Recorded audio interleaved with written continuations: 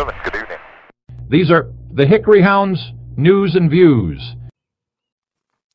When it's time to win. The Hickory Hound wasn't born from vanity or ambition. It emerged from the shadows of a city in retreat. A place once proud, now wrestling with the wreckage of global trade, vanished industries, and local leaders who found comfort in platitudes while truth went neglected. Back in the mid-2000s, too many were hurting, and too few were willing to name the cause. That silence is why this platform began, to tell the stories others ignored, to track the drift of our civic center, and to remember what mattered. Almost 2 decades later, the need hasn't faded. It's grown more urgent. Last week was personal, this week it's purposeful. The ledger has been cleared, now it's time to strike forward. Not for applause, not for image, but because there's no alternative. The world doesn't wait for permission, and neither do I. The Hound never ran with advantage. We ran with necessity. Every setback carved sharper instincts. I never had the luxury of ego. I had to survive. I had memory. I had survival. I had the grit passed down from my grandparents, the only ones who never abandoned me. They were Depression-era people. They didn't flinch, and neither will I. The tools have changed. The fight hasn't. In just 3 months, this platform has quadrupled its audience. Not by spectacle, but by speaking plainly and showing up every week with the work. This is momentum, not fanfare. Because when it's time to win, you don't wait for better odds. You build them. This is Rachel AI on behalf of the Hickory Hound. Across the Shell Cooperative platforms this week, Civic Intelligence took center stage. A strategic deep dive into mobility and walkability in peer cities examines how similar communities have reimagined their infrastructure, with redesigned street grids, pedestrian-first investments, and targeted use of federal redevelopment funds. The contrast with Hickory is telling and urgent. A fiscal breakdown titled "The Dollars and Cents of a Unified Catawba County School System" details the structural inefficiencies of multiple school districts, arguing that educational equity and financial prudence point towards strategic unification. The tradition versus reform debate sharpens as the numbers begin to speak for themselves.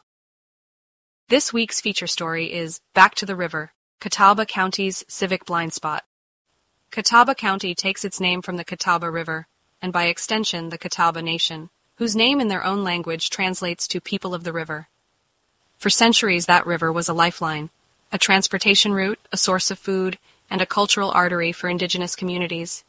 Today it still flows through the heart of the region, but its presence is more symbolic than civic.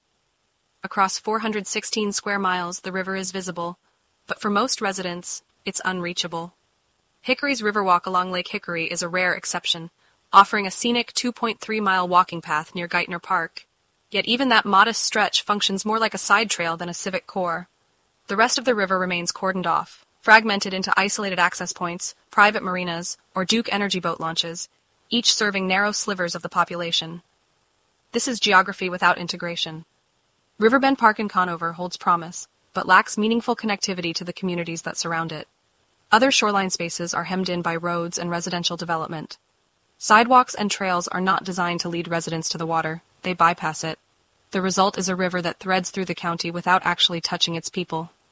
Duke Energy's FERC relicensing process has introduced plans for new launch points and docks, and the state has invested in corridor trails like the Wilderness Gateway Trail. But these efforts remain disconnected from neighborhood infrastructure.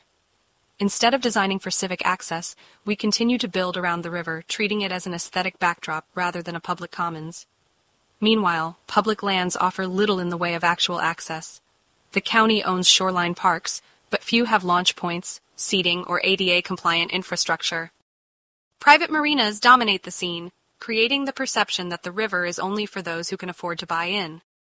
This isn't a call for riverside development or spectacle. It's a call for civic micro-integration. Modest benches, docks, and kayak launches at strategic points. Walkable trails and sidewalk systems that connect neighborhoods to the shoreline. Community programs, youth canoe sessions, market nights, volunteer cleanups that turn the river from a view into a venue. These changes don't require massive budgets. They require will. The Hickory Hound has already tracked the failures of local planning in areas like walkability, health access, education, and baseball infrastructure. The Catawba River belongs on that list. not because it's a problem, but because it's a civic opportunity waiting to be claimed. So here is the real question. Can this county move from passive symbolism to active stewardship? Because a river can be more than a namesake. It can be a unifier, a teacher, a refuge, but only if the public can reach it. Until then, the Catawba will remain what it has quietly become, a beautiful backdrop, fundamentally out of reach for most of the people who live near it. If this matters to you, say so. Ask your leaders. Where is actual public access to the river planned? Because without that intention, our civic legacy will remain scenic, but unseen. This is important information. A reminder to explore the expanded 2025 Story Index, now live in the Problems and Solutions Forum. Each category, ranging from digital access to governance, public safety, to cultural infrastructure, opens into searchable, updated Google Docs, listing all recent reports. You'll also find the latest version of your ChatGPT with Shell flyer in a downloadable format, a service now available for local residents seeking one-on-one AI tutoring and digital strategy sessions. This isn't a nostalgia campaign. It's a memory campaign, a strategy to recover what drifted, and a challenge to redirect what's broken. The condition of Hickory was not a mystery. It was a product of choices, of inertia, of systems designed to ease, not equity. But if we can name it, we can face it. And if we can face it, we can build it again. The tools are here. The signal is clear. The moment is now. The fight is not over. It never was. It's time to rise.